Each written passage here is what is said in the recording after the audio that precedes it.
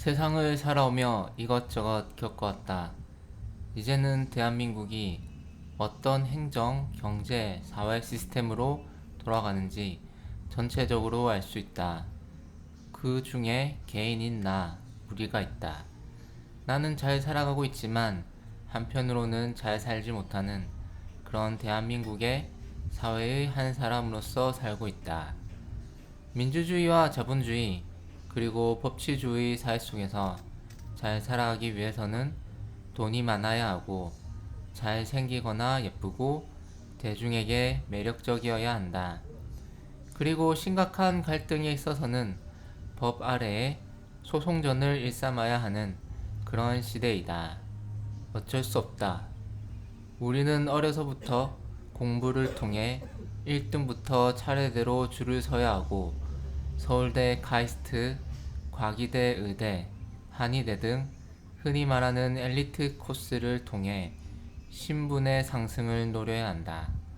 이에 실패하더라도 어떻게든 대기업, 공기업, 공무원 등을 취업해 돈을 벌거나 사업을 통해 돈을 벌어야 한다. 여기서 끝이 아니다.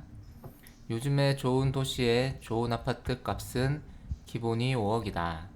그 돈을 벌기 위해 연봉이 엄청 높지 않다면 우리는 주식, 부동산, 코인 투자 등을 통해 어떻게든 억대 자산을 불려야 할 것이고, 그렇지 않다면 안정적인 직장을 통해 돈을 빌려 아파트를 살 수 있도록 노력해야 할 것이다. 어쩔 수 없다. 이러한 과정 속에서 겪게 되는 극심한 경쟁의 고통과 괴로움은 대한민국이 한 국가로서 세계에서 살아남기 위해서는 어쩔 수 없다. 부처님이 말하는, 흔히 말하는 해탈의 것, 법정 스님의 무소유, 즉 꼭 필요한 것만 가지는 것은 사실 우리나라의 모든 사람이 그렇게 산다면 이 나라는 다른 나라의 식민지화 될 수도 있을 것이다. 이 모든 것이 어쩔 수 없는 것인가?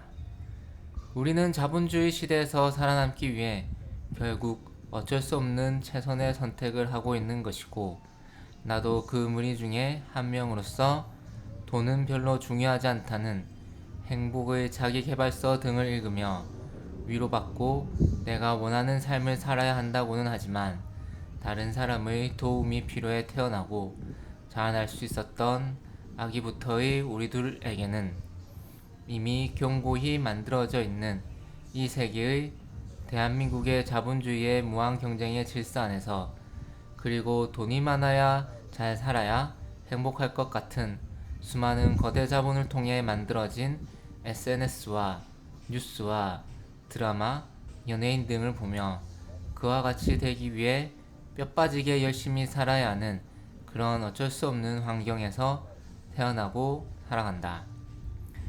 다른 사람의 관계와 인간관계가 중요하기 때문에, 흔히 말하는 남보다 잘 살아야 하는 의식 때문에 남의 눈치 보느라 대중심리, 남들도 하니깐, 돈 벌어야 하니깐, 성공해야 하니깐, 안정적이고 좋은 직업이 있어야 하니깐, 차 있어야 하니깐, 집 있어야 하니깐, 연예인처럼 이뻐야 하니깐, 멋있어야 하니깐, 그렇지 못한 나 자신, 그리고 우리들은 스스로 자괴감에 빠지고 그렇게 되지 못하면 불안에 떨어야 한다.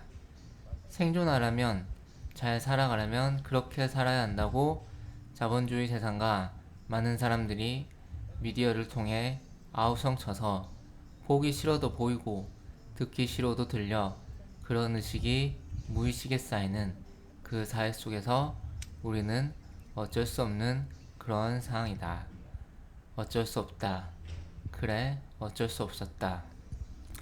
우리는 그렇게 살아왔다. 생존해야 하고 병을 두려워하며 죽음을 두려워하며 수많은 돈이 그것으로부터 우리를 안전하게 지켜주며 살게 해줄 거라고 믿으며, 우리는 돈을 벌기 위해 괴로움과 고통을 때로는 참으며 견디며 그렇게 살아왔다. 나도 그렇게 살아온 사람 중에 한 명이었다.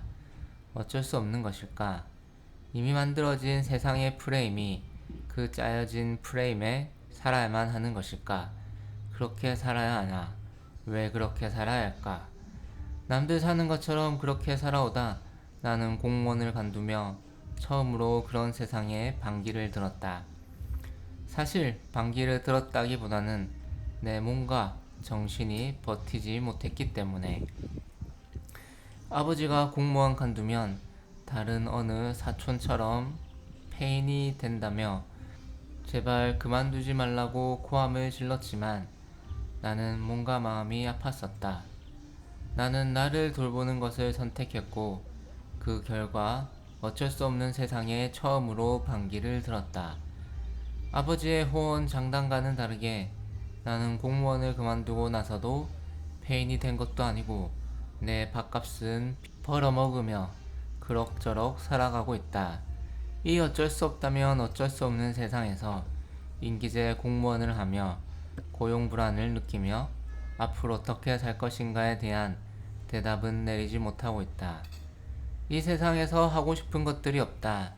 다시 정규직 공무원을 가기도, 공기업을 가기도, 연구원을 하기도, 대기업을 가기도, 힘든 일용직을 하면서 돈을 벌기도 그 모든 게 의미 없게 느껴지고 하기 싫어진다. 그냥 그렇다. 먹고 살지 않겠다는 건 아니지만 세상 돌아가는 걸 이것저것 알고 사람의 심리도 이것저것 안다고 여기는 상황에서 다 하기가 싫어진다. 그래, 하기 싫다.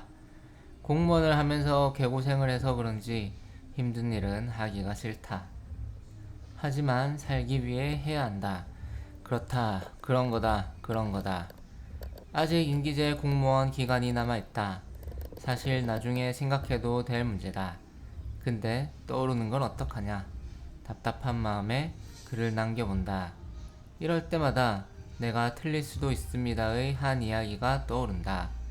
어린 소녀가 해변에서 떠내려온 불가사리를 한 마리씩 바다로 돌려보내고 있었다.